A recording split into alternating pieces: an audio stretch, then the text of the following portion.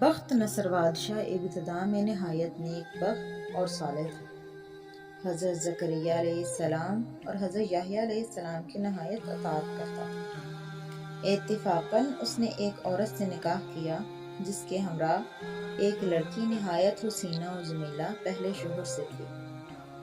جب وہ لڑکی سن بلوغ کو پہنچی تو بادشاہ اس کی بہار حسن دیکھ کر فریفتہ اور دیوانہ ہو گیا۔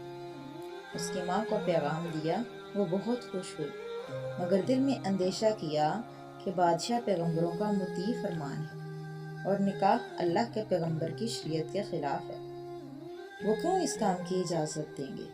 اس لیے بادشاہ سے کہا کہ تم اس کا مہر ادا نہ کر سکو گے۔ اس نے دریافت کیا کہ کتنا مہر ہے؟ جو کچھ کہو میں دوں گا۔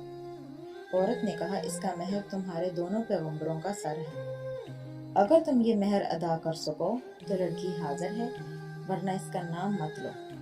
بادشاہ نے کہا کہ یہ پیغمبر ہمارے دشمن نہیں بلکہ ہمارے خواہاں اور دعاگو ہیں، ان کو بے گناہ قتل کرنا ظلم عظیم ہے، اس کے سوا کچھ مانگو، جو مہر کہو مجھے منظور ہے۔ اس نے کہا، اس کے سوا کوئی مہر نہیں ہے۔ بادشاہ نے نفسانی خواہش سے مغلوب ہو کر فوج کو حکم دیا کہ دونوں بے گناہوں کا سر کاٹ لاؤ۔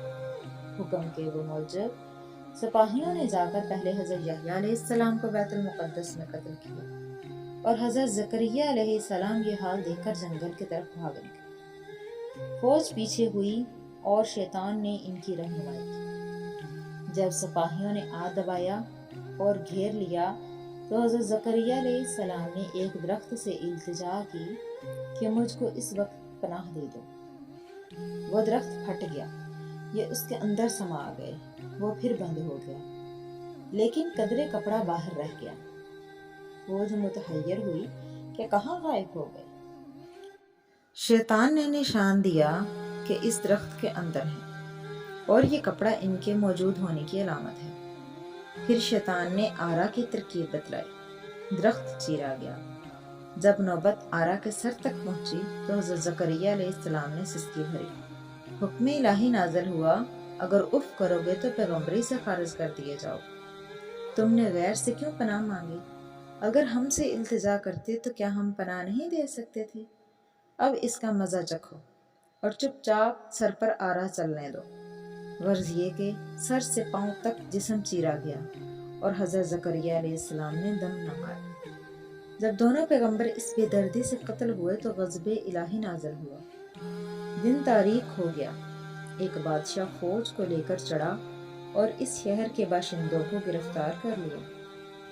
حضرت یحییٰ علیہ السلام کا خون بند نہ ہوتا تھا، جب قبر میں رکھتے تھے تو قبر خون سے لبریز ہو جاتی تھی۔ بادشاہ کے لشکر نے قسم کھائی کہ جب تک خون بند نہ ہوگا میں قتل سے باز نہ رہوں گا۔ ہزارہا آدمی قتل کر دیے لیکن خون بند نہ ہوا۔